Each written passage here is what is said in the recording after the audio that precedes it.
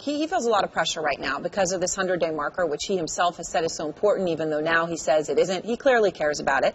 And I'm sure you've seen Senator the Washington Post poll that puts his approval rating at the lowest levels at this point in a presidency since 1945. All right, but there the gloating for Democrats may end, because it had some really bad news in it for you all, too. It shows only 28% of Americans think the Democratic Party is in touch. I mean, that's a pretty abysmal number. And those numbers, by the way, are worse than the numbers for Trump on being out of touch or for Republicans. So it's the worst for Democrats. And you're here as the person responsible for getting more Democrats elected to the Senate. Did it shock you to see these numbers this morning?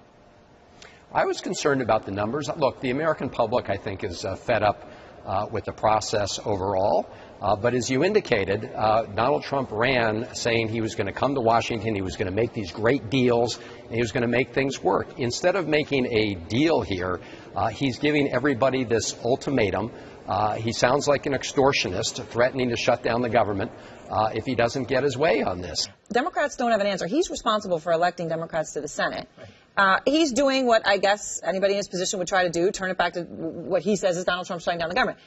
Those numbers were pretty abysmal for Democrats. Terrible. And worse for Democrats than they were for Donald Trump or for Republicans. Right now, I mean, if you look at those numbers, too, it's almost 7 in 10 are saying that Democrats are out of touch. I mean, we try to take the positive side. Sometimes we look at the poll numbers and say almost 3 in 10 Americans, believe that they're in touch. I mean, those are terrible numbers. And for someone like Chris Van Hollen right there, he's got a very difficult job. Not only does he have to try to get people elected, in many ways, he has to try to protect Democrats for the future right now. There are 10 Democratic incumbent senators in states that Trump won this past election cycle. I sent you my angel to watch over you.